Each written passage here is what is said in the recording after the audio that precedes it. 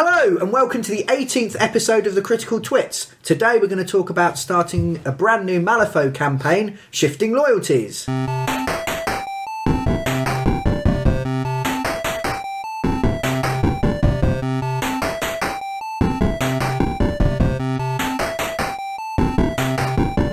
Hello and welcome to episode 18 of the Critical Twits.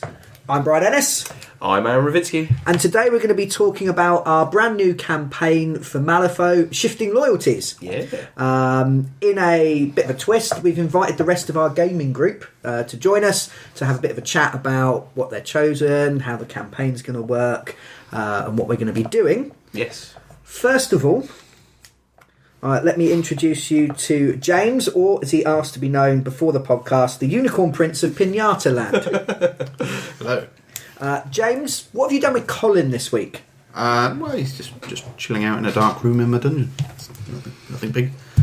Sex dungeon? No, just a regular, regular old dungeons. Yeah.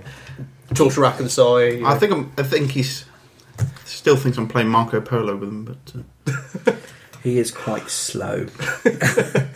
We're also joined by Joe. Hi. Who's going to say something interesting for us? Oh, I don't know about that. Introductions. I'm at uni and I'm probably the competitive one of the group that likes winning. I was going to say, Joe said beforehand that he doesn't play games unless he thinks he can win. Yeah. Which those of you that have been following the podcast will know is he's kind of like the Antichrist. He's the antithesis. So hopefully he might give us a more balanced perspective. Yeah, we need somebody who's not as nice as we are. And finally, we are also joined by Rob, who some of you may remember from our live New Year special. Hi, Rob. Oh, yeah, I was there. Hello. It was New Year, it was a long time ago. Yeah, you're also random audience member number 2, so... Keeper of the Man Cave, thank you. And I don't know why I put you as number 2 and not as number 1. That's a bit harsh, sorry. Your wife was there. I figured you had to do it for diplomatic reasons. Oh, good point. Okay, so Shifting Loyalties is a campaign for Malifaux. Ooh. What is a campaign for Malifaux? What is a campaign? What is Malifaux? What is everything? Shut up, Brian. What does that mean, Aaron? What does what mean? Which bit? You asked several questions. I don't know which one to decipher first. The campaign. Yes. Yeah. Okay. Normal Malifaux, you play a game. You might run a tournament where you play several games, several different people, but they're all individual contained games. The campaign, you carry on with your selected models from game to game. Gain more things, you lose potentially your models and stuff you've gained, and yeah, about it really. Yeah, rather than just having a bunch of random people that you pick for each fight, you've got a sustained group that get skills, get injuries.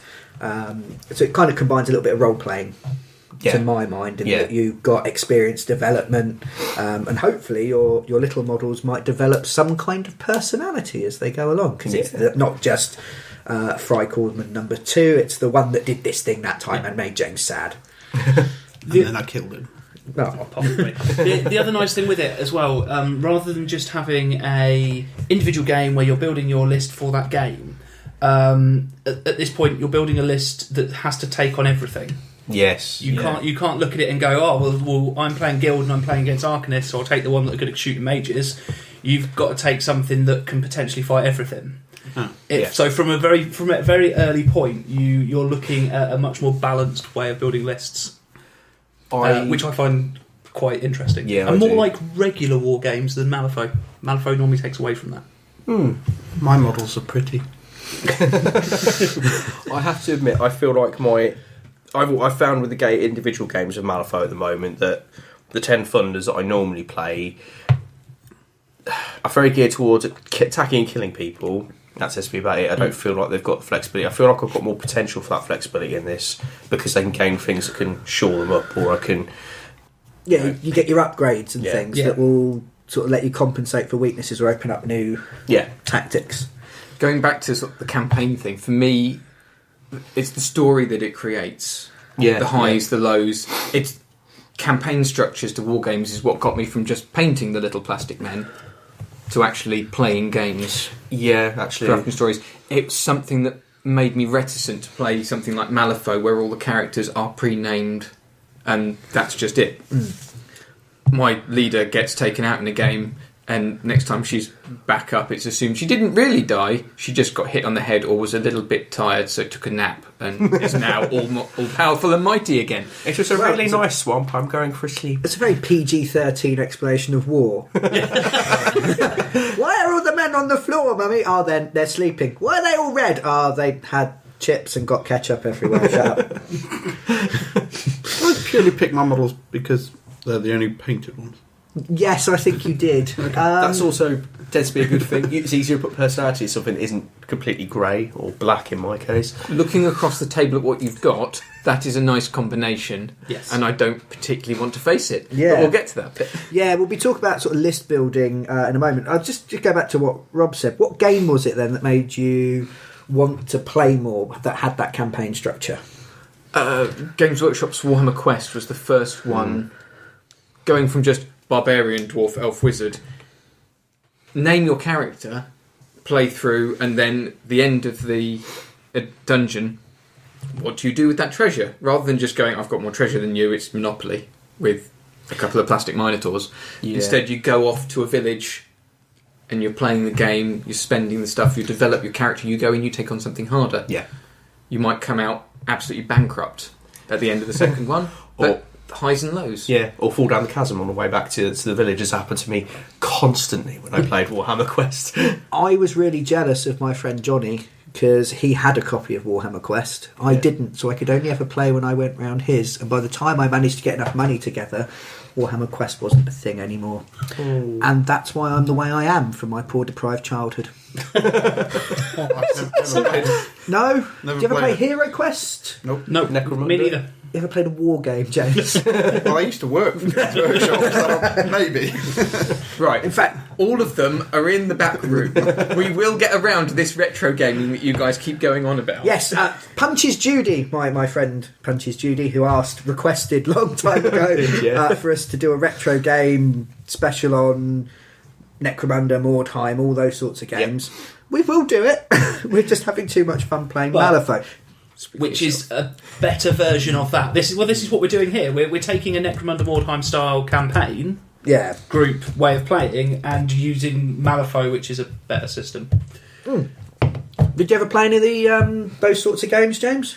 Like the skirmish ones, Necromunda and Mordheim, Gorka Morka. No. No. I'm rubbish. How did I get a job there? I just like the battles. Are you the reason why they've got rid of all those systems? I just enjoyed painting and playing 40k. Just a fun critical Twits fact. James actually sold Colin his first models. Yeah. And they get told off by his mother. Yes. Suddenly Colin sounds young. Yeah. About every 3 months, Colin takes that gem out, polishes it, throws it in James's face. So the idea is that the game takes place in rounds. There will be sort of events that happen that you draw from a deck, this being Malifaux. We did do a huge podcast on Malifaux and how it works and such like, so please feel free to go back. We'll link to that so that you can have a listen. I might even put a little card up on the YouTube channel. Ooh, fancy. A card in Malifaux? Ooh, it's like Inception again, isn't it? Do it with knights, Brian, be different. So there'll be events that happen each week in the campaign, or each round, because we're probably going to try and do this once a month. Yes, so each week that it suggests in the book would translate into being a month for us. Yes, and we can play sort of multiple games, although there's sort of a cap on how much you can earn and things like that. I think they recommend 2 games a month. We can accelerate it. Yeah, potentially, depending on how it all goes. We at the same time.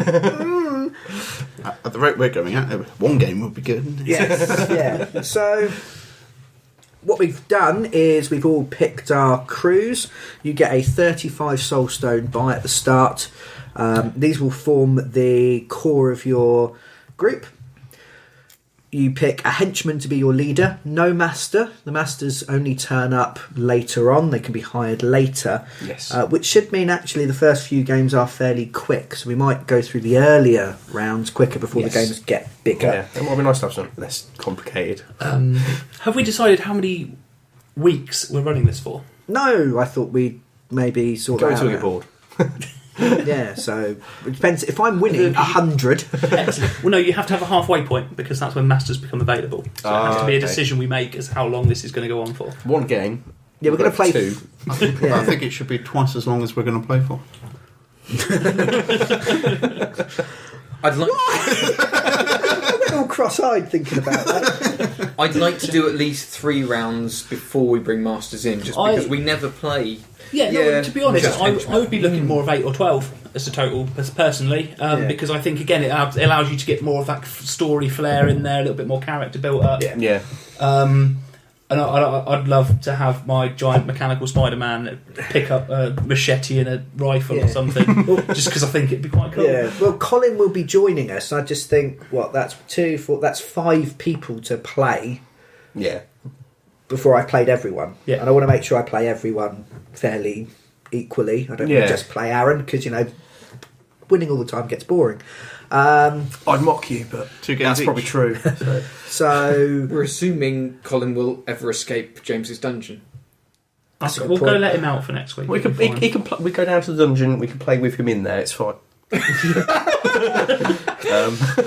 Yes, Aaron. Ology. Fun weekend plans. If you'd like to check out Aaron, which video was it where you were talking about wanking off bulls? Oh, that would have been. I think that was the Micro Machines video. Yes. Excellent. Yeah, if you check out the Micro Machines videos, Aaron confessed to a It's very chugging bull semen. I love it. yeah. Look, were you making your own energy drink? I was attempting to. That's exactly why. We have all managed to pick a different faction, which is very nice. Yeah. Colin will be playing Resurrectionists. He's currently down in the dungeon having an existential crisis because I don't think he actually has any henchman models. So he might be struggling slightly for a leader. Good. No, he does. He does? Yeah, he's got that dude that digs up dogs. Oh, Sebastian is a henchman. Yeah. Nicodemus guy, He's the not- living model. Virtually all the henchmen in Resurrection is, from what I can see, are living models. Yes. They're the only living models in the res. What about that chihuahua? No, that's a totally... Language. You can't have that. No. Which is good. Do you like the Chihuahua? That's all I remember of last week. I will be playing Outcasts. I will be playing Neverborn. I'm playing the 10 Funders. I'm playing the painted models. James, you're playing the Guild. The guild, right, okay. And I'm playing the Arcanists, the terrorist mages. Yeah, I was going to explain my faction later. Joe has subverted the form already. We'll start with James because he's obviously the most confident. What was the process behind picking your crew? They're painted. They look nice. That isn't a bad way of picking a crew, by the way. Yeah. Yes. You gave me a choice, and I just went with the prettiest looking ones, to be fair. Yeah, James has only played Once. has only played one game of Malifaux. We're trying to force him into playing more games with us. Yeah. So we've kind of kidnapped him. Yeah. And now Ironically- Much like he did to Colin. Yes, we have exchanged him in some kind of ransom, sex dungeon, 50 Shades of Grey situation. I was about to ask is this why we've allowed him onto the podcast, because now the internet can force him into doing things for us. Yes. Yeah, sorry. We need some comments for James. That sounds like some kind of charity thing, doesn't it? Share this podcast 50 times or James dies. I've named my little models. So Yeah. I've got Samuel Hopkins. Yep. Yeah. He came pre-named, didn't he? Yeah, so I didn't change it. So, you know. The others are slightly less... Well, yeah. I've got a witchling stalker. Is that? Yep. Yeah. So this one's Larry. Yep. This one here is another one. This one's Harry. Just because this is the radio, James is holding up each individual model and he's making sure he's got the exact right one, which is important. And this guy, is Barry. So, Larry, Harry, and Barry. Yes. That's Yeah. going to sound brilliant over the radio. Well, this guy's Gary. Pointing to an enormous executioner. Yes. Yes. So we've kind of helped you pick the models. Yeah. You're using models mostly from the Sonia Crid or Sonia Creed or Cried or Creed. Creed, but Creed is spelt with E's, not EASE, because her name is actually difficult to spell. Are we divulging back into English again? Pun face from Aaron. Yes, so I would go for Crid.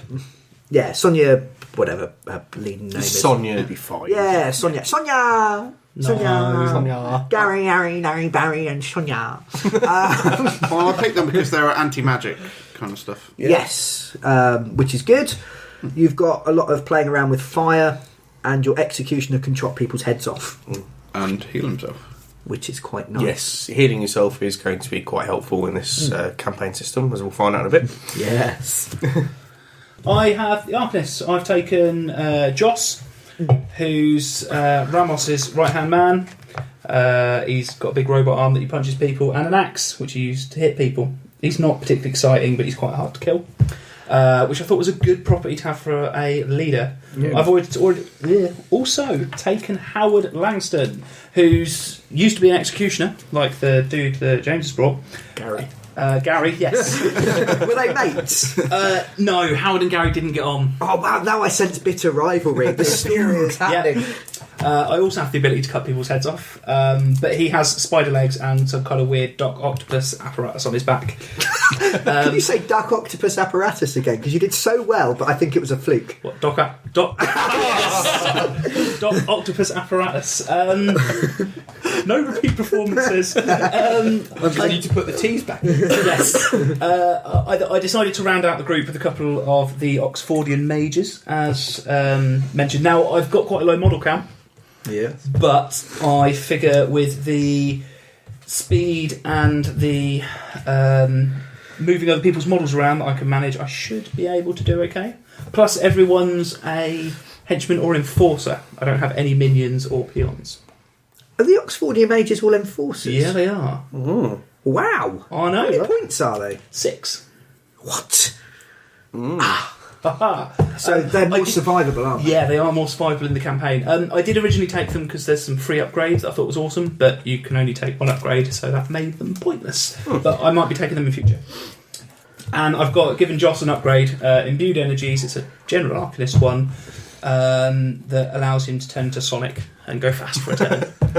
Or you murder him and I get 4 cards. You're only allowed to do it if you make the ring collecting noise from Sonic the Hedgehog. I think that's fun. And that's my crew. Cool.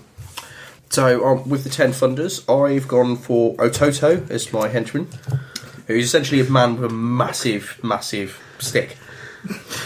He just hits people really hard and can heal himself. Again, survivability and carry on for a while. I've taken 2 Torakagi. I probably pronounced that completely wrong. I apologise, Japan. Now Japan is sad. Again, because they work very quickly, are pretty good on their own and quite survivable. I've taken a Thunder Archer. I haven't named any of my characters because I'm not very creative. I've taken the Thunder Archer because I feel like I need some range. The Toracages are both good at melee and Not long WYSIWYG, range though. combat. Not WYSIWYG, though. WYSIWYG. What you see is what you get. It's a gaming term Okay. from back in the day. Oh, yeah. It Well, doesn't really come up much in Malifaux. No, because you don't have the options to change around like you do in a lot of games. You have your upgrades, but they're generally not things that you would stick on the model or anything like that. Yeah. Okay. And also you'll make a reference to the fact I had to take a ring and a substitute. So he's basically He doesn't have a bow. he's got a stick. If I put a piece of string between the 2 ends, it's a bow and it counts. Yeah, I haven't actually glued my models together yet, so yeah, you won't be seeing pictures of this yet. And I've taken an Oiran because she's fairly good at assassinating people very quickly and luring people away and pulling people away. Most of my models are walk 6 or walk 5, so they're very quick. Again, because I figure I'll be spending most of the game running away. Running away and chickening out. Yes. Okay, well, for my Neverborn, I focused on the Nephilim sub-faction within. They are the demon-looking Neverborn group, normally headed by Lilith. I've used predominantly her crew box to begin with. I'm taking her henchman, Barbaros, who is a scrawny-looking devil guy whose wings don't work as well. He doesn't get to fly like his brothers due to a curse in his backstory, but does run around with a bit of armour taken from the gladiatorial fighting pits and a macahuitl, if I have pronounced that right, an Aztec toothed sword of some description. I've gone for numbers. Looking around the table, I think I've got the most with 6 models to start with, and gone for lots of small, cheap terratots, but an upgrade that will allow me to grow them into larger models when they kill enemies. I'm especially looking at Joe's all-enforcer and henchman plus. I could potentially get 4 mature Nephilim at 50mm base. Be a waste. They've got nothing left to kill if you do that. Rob, you're disgusting. Just a heads up. He's not got any clothes on. It's my house, I can do what I like. And actually not true, I'd have to kill 2 of them to grow to young Nephilim, so I could get maybe 2 mature Nephilim. Still disgusting. Nothing but lies issues forth from your liar's mouth. I'm playing demons, what do you expect? Yeah, good point. Challenge accepted. I think that may be our first game. Yes. I have taken Outcasts. Now, Outcasts are quite a large faction. They're kind of all the stuff that doesn't fit. They're all mercenaries. Yeah. So I have decided to focus on the Freikorps, or the Freikorps, as it would translate as, but Freikorps from Germany. Yeah. So they're being led, in this instance, by Hannah. Now, Hannah is a librarian who walks around in a giant, stompy, steam-powered mecha suit. As librarians are wont to do. Which she built in order to reach high books on shelves. Really? Which, if you look at the model, is ridiculous. Yeah, she built it so it was easier to do her job. And then they kicked her out of her job. It looks like it's built for picking up libraries more than reaching high books. Yeah. How big are the books? What she can do is, I mean, she's protected by all the Freikorps have sort of protection from their Freikorps suits, which means that they're immune to blasts and pulses, which will really annoy Rob. Yep. Because you sod. I didn't mention I took an upgrade that allows me to make characters nearby me Toto slow if he pulses it off, and it's a pulse. How many soul stones was that? 1. Isn't that, You're already playing a 34-point game. isn't it damage? You're only protected from damage from pulses and blasts. Oh, okay. So you can still add conditions because it's not damage. Cool. Oh, it's rubbish. I changed my mind. I don't play this anymore. I should have read the book. Hannah didn't recommend the right one. You rubbish librarian, you. My favourite thing about her is that she lets you have an extra card in your hand. So you have 7 cards in your control hand rather than 6. I nearly said 5 because obviously maths isn't my strong suit today. Or ever. What she does really, really well is she can steal actions from nearby models. Ooh. And use them herself. And if the model that she's stealing that action from is a Freikorps member with a trigger which is built in, she can take the action again. So I could potentially, because that's a 0, I could potentially take 4 actions a turn with her. That's nasty. Yes, it's really mean. It's almost master level. Yeah. It's slightly better if you're talking about sheer number of AP, but it won't be quite as good. Yeah. Yeah, can't declare triggers on the actions she steals. She has been upgraded with ancient tomes, because I thought librarian, she should have some books. The model's carrying books. Yeah. And with that, she can basically void a record. So she scribbles their name out in her book and they disappear for a turn. So they're swallowed by the void and then reappear Is Hannah at the end of the turn. Penny Crayon? She is an alternate history steampunk Penny Crayon. Excellent. And if I knew what Penny Crayon was, I might laugh too. I didn't get the reference. That's all right. 2-person joke. It's fine. That's good. To go with her, I have taken, first of all, a Freikorps librarian.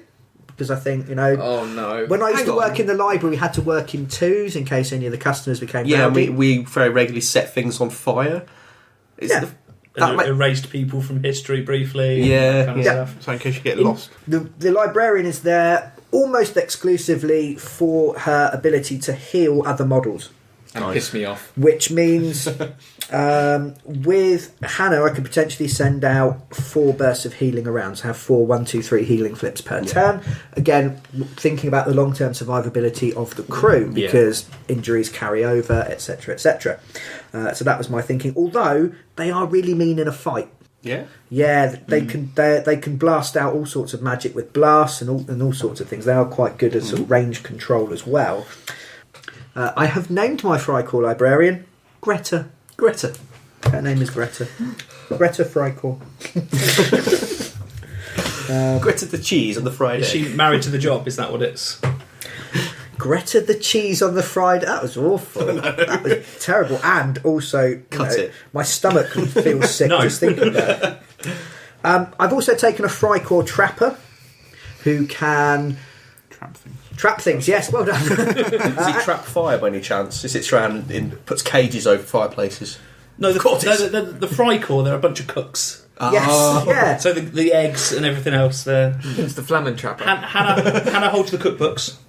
Yeah. And makes sense now. Part of the reason behind the trapper is the trapper has a very long range gun and can also sort of set up outside the deployment zone. Oh, filth. Which, because we're not being able to tailor our forces each time, I thought what I can do is use him for sort of scheme running and similar, getting into the enemy deployment zone, things like that. Just going to jump in when you say about the long range. Yes. A typical long range in Malifaux is about 12 or 14 inches. Yes. Yeah. It's played on a 3x3 board, so 36 inches, which is a little bit smaller than most people that have played war games before will be used to. The Frycore Trapper can get up to a 28-inch range. Yeah, he only gets one shot at that range. But it's absolute filth compared to any other kind of ranges in the game. Yeah, that's disgusting. How far could Samuel shoot? 'Cause I'm sure Samuel was 12. The trapper's name is Engelbert. Humperdinck.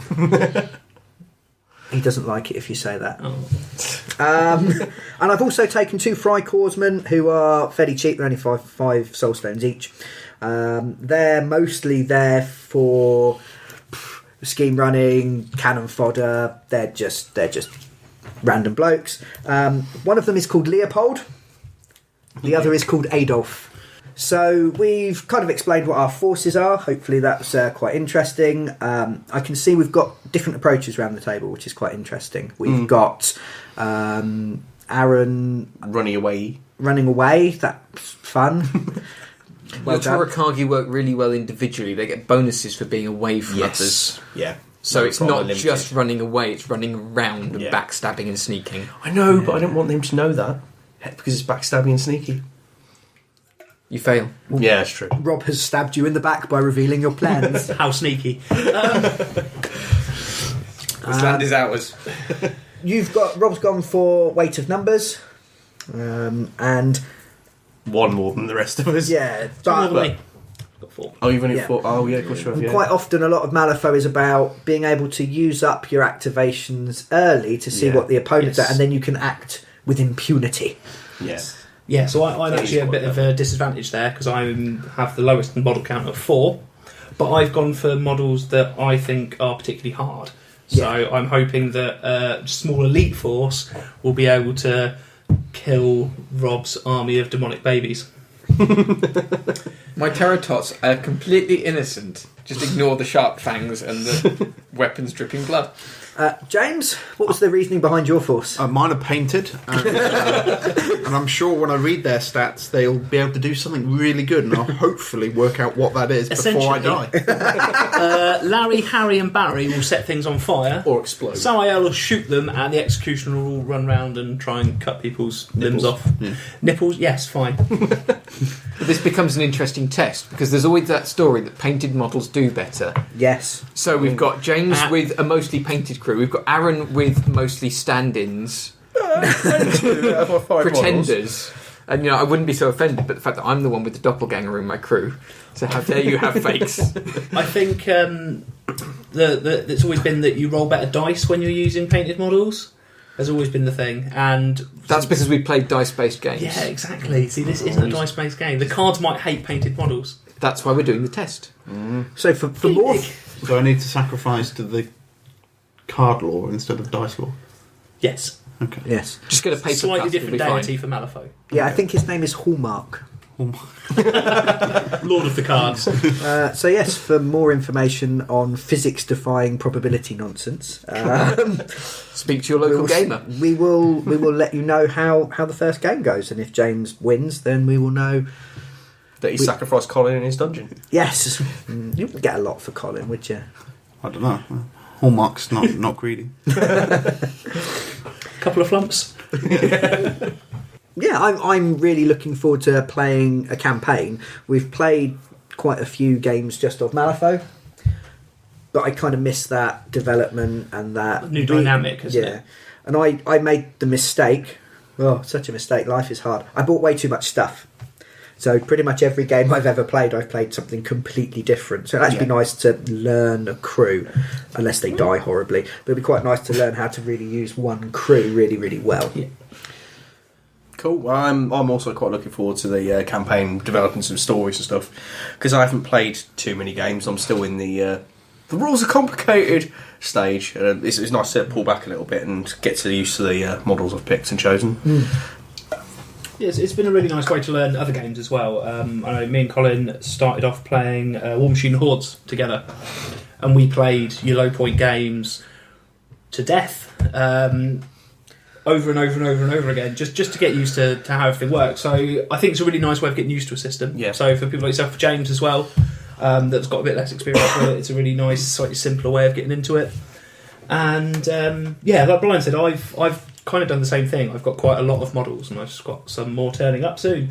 So I've played Marcus a lot, but I've not really used everything else a lot. So I'm quite excited to focus on the few that I've got here. Yeah, so what we're going to do now is we're going to clear away all of our equipment, and we're going to play a couple games. Now, there are 5 of us, because Colin, you won't... Let Colin out, let him play. Or in Piz and Brian, it'll be quieter. Yeah. So what we're going to do is we're going to play a 2-player game and a 3-player game. Yep. We're going to play a couple games, see how it goes, and we will report back after the really awesome theme tune that I wrote in 3 seconds 6 months ago. Yeah.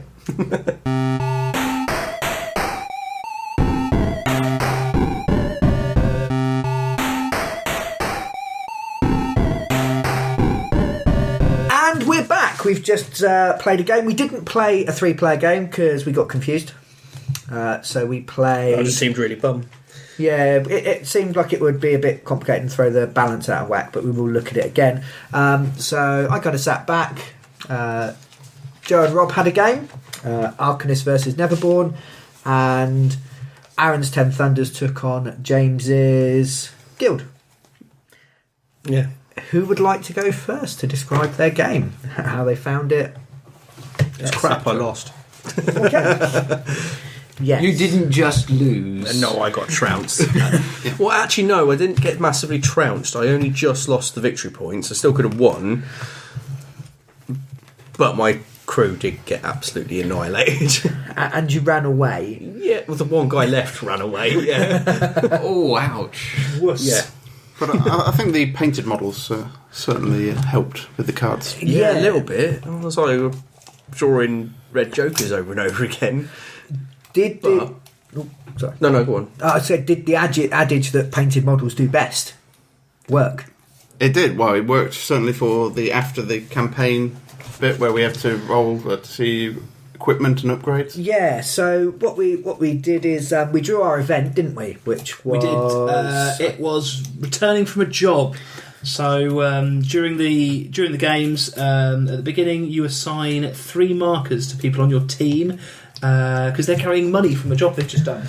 You can murder enemy people and steal their money, or if your guys die, you can pick your money back up, and then you get extra money to spend on new stuff at the end of the game, depending on how many things you've got. Yeah. And James got the most script out of anyone. He got more than Aaron and Rob put together. Yeah. Went to shopping. Yes. And what did you find, James? I found a nice red joker. Yeah. Which in Malifaux is the best card you can get. It allowed me to buy a very rare gun, which is making everyone cry. Yes. There are. You have to flip the red joker to find these. There are 4 of them, one for each suit in the deck, and they are all individual items, weapons carried by the tyrants, who are essentially ancient gods. So you now have a revolver belonging to an ancient god. I think Gary the Executioner, who deserves it. He didn't set fire to all but one of my team. Yeah. He doesn't seem to have any weapons apart from close combat. So I think giving him a gun will make him on his path to an unstoppable war machine. I think he's definitely on his way there, considering it's a really accurate gun for a bloke with no hands. What gets me though is each time I heard anything from your half of the table where you guys were playing, it seemed like your Witchling Stalkers and everything else were running rampant, and then end session, that wasn't the only time you drew the red joker. I drew the Joker twice. So I had an injury, because you can take injuries in the campaign. Yes. So we rolled to see what happened to him.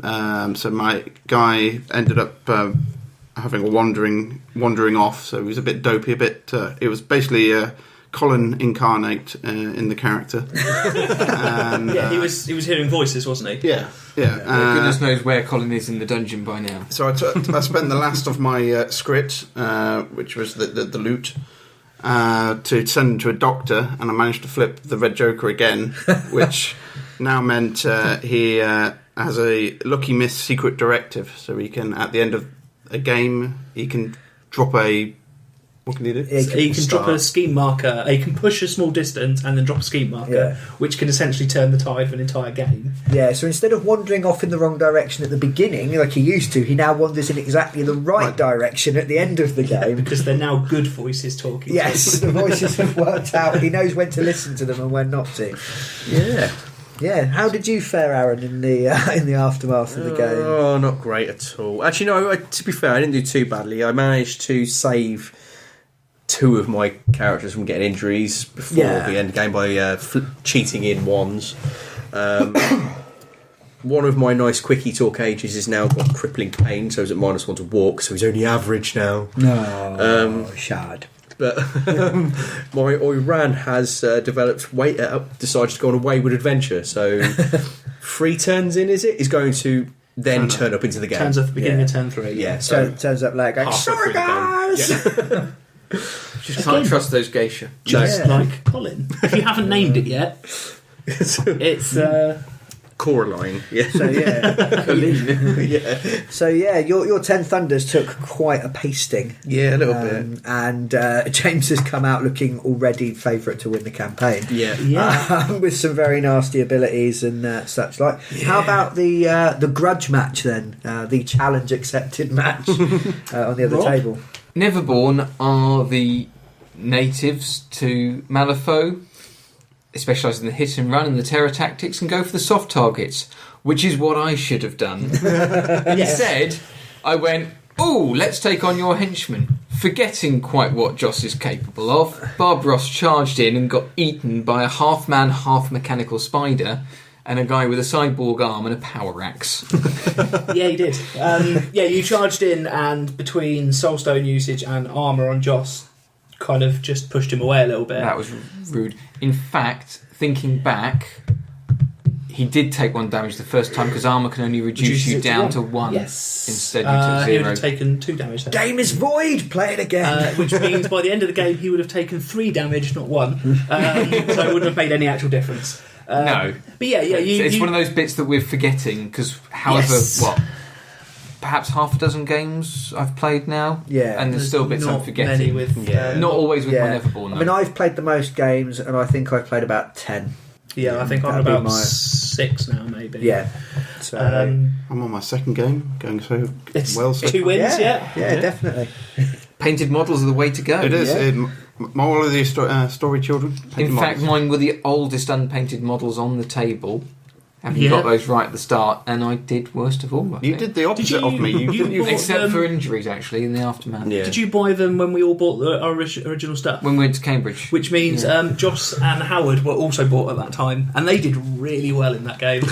I don't think you assembled them as soon as I did, or if you did, you didn't play with them as soon as I did. That's the first time I've played with them. So You bought 2 black nearly jokers a year later. I didn't just get 2 black jokers. Yeah.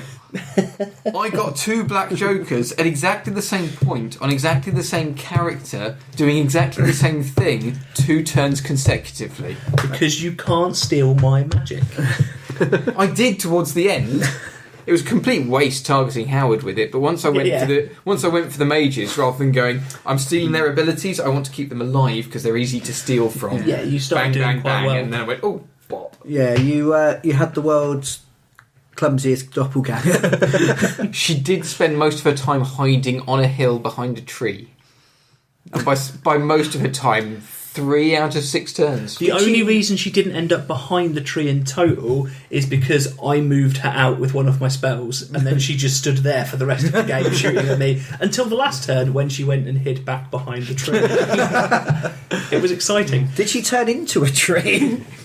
She may have looked like a dryad, but I'd have to paint her for that. So, yeah, that was victory for the Arcanists. It was 7 points to 4. 7 points to 4 in the end, yes. I managed to get myself 7 scrip out of it all as well, and found myself a Gatling gun, which is a steam-powered one. So, obviously, I've rewarded Howard, or will be rewarding Howard, as he's the only person that doesn't have a range attack on my team. Does he have any hands either?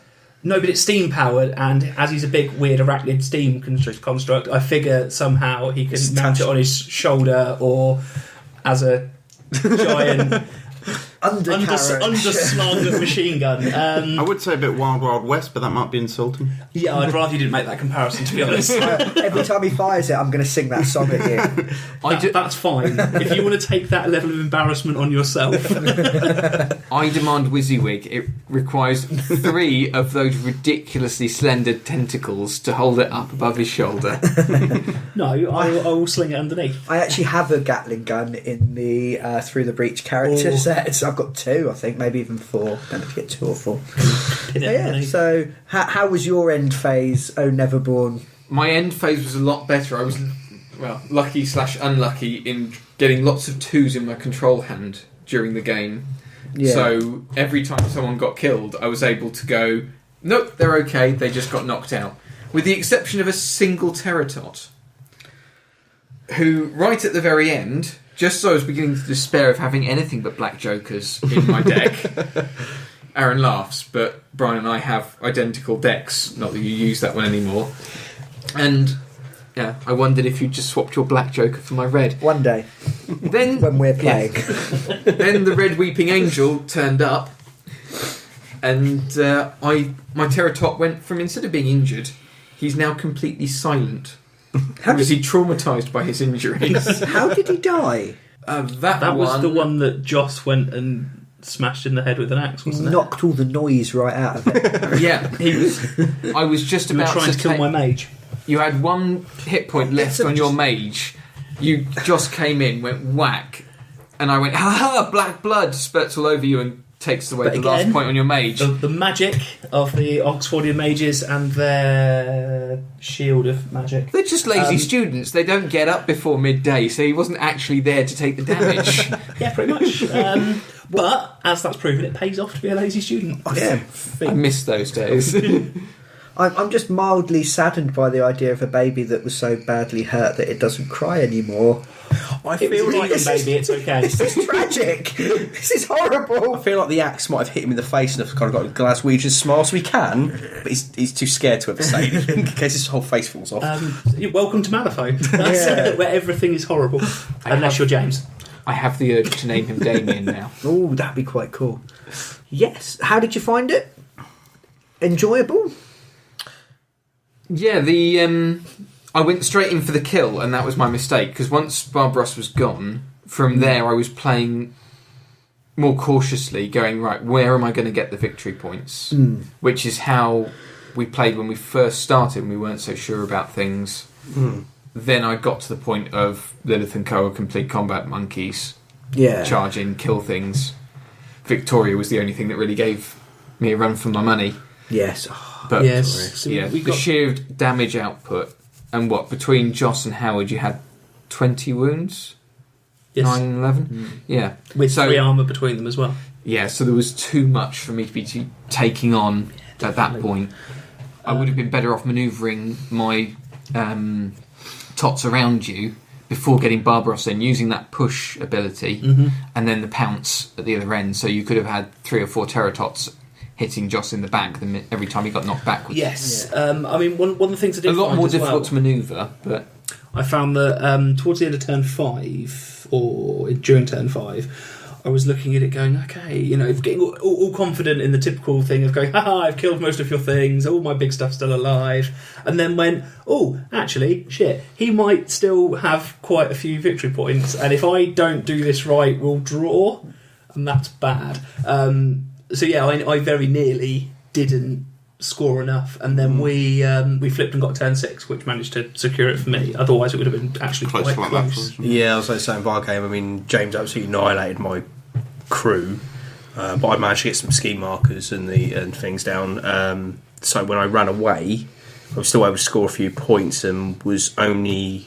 I mean, if it ended a turn sooner, I would have won. Yeah. Well, you wouldn't have won because you run away. Oh well, yeah, but I still would have. I've got more victory points, which I count as a win after nearly dying. Which, if you'd have kept the guy there, you actually probably could have won. Yeah, I don't think I could have kept him alive for that though. That's a good point. Yeah. Never underestimate the ability to hide behind a hill when you're a small child. It did pretty much the same thing. It ran forward in a little corner of the map, dropped something, and then went, I ain't going anywhere. I'm just going to fire arrows in the air and hope it hits things. Yeah, you had a ranged attack. I didn't.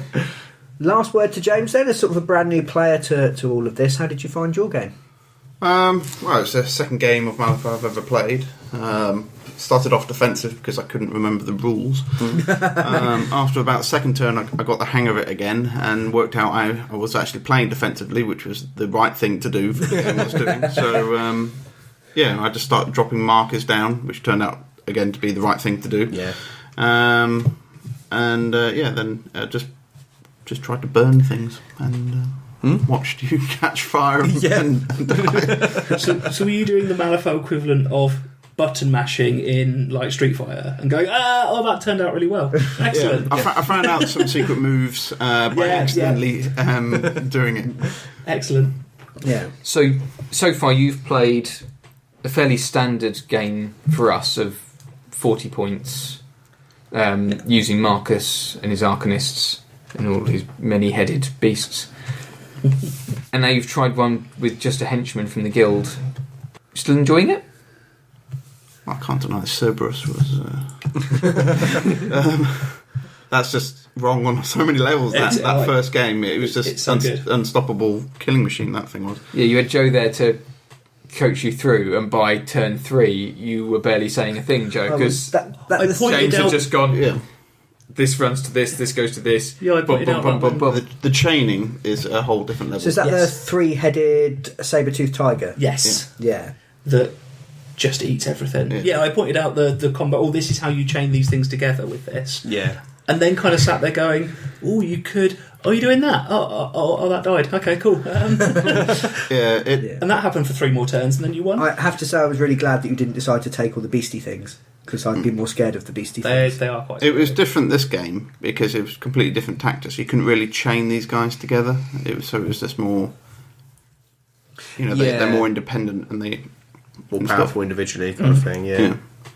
The guy be able to, as long as one of them's on fire, he can shoot you on the board. If as long as I'm in range, was quite useful. I didn't have to see you. Yeah, well, that's sad. And when we get round to Masters, when you pick up Sonia to go with them, oh no, she does the same thing but better. Okay. With longer range and more damage and blasts you can move, and I'm going to be really sad, so I might try and play you early and get it out of the way. Can I quit? Yes, you can. We need space for Colin. I love the Sonia Creed models. They look so nice. I just have slight issues with the Stalker, but never mind. It's just that I look at them and go, she's an anti-caster leader, where there are perhaps 3 leaders in the game, 3 masters in the game, who aren't big casters and aren't magic centric. Yes, and that seems somewhat cruel. What we're going to try and do is play a few up to the end of round 2, and then, or maybe even talk at the beginning of round 2. But we'll do sort of a round 2 podcast. So we'll do a podcast for each of the different rounds up until, depends how long we go for. Maybe we didn't decide, did we? Maybe 8. The plan will be to sort of release 1 a month as a minimum, 1 for each round as we go through. I'll try to play a game with Colin so that Colin can sort of get off the ground, and I can pick on him while he's weak before he gets a master, because resurrectionists are really good with their masters. So please make sure you tune in next time to find out whether Aaron can actually win a game, whether Rob can remember the tactics for his own faction, and whether Joe can ever lose a game. Because otherwise it's pointless. So if he loses a game, then it's kind of like you've died for a couple of hours, really, isn't it?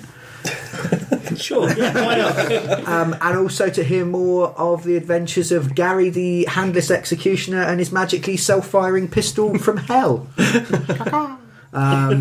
Until next time, I've been Brian. I've been Aaron. I've been Aaron. No, that's a lie. I've been Rob. The Dark Lord. James. And Joe. We've been missing Colin. No, we haven't been missing Colin. Until next time, bye. Bye. Bye-bye. Always wave.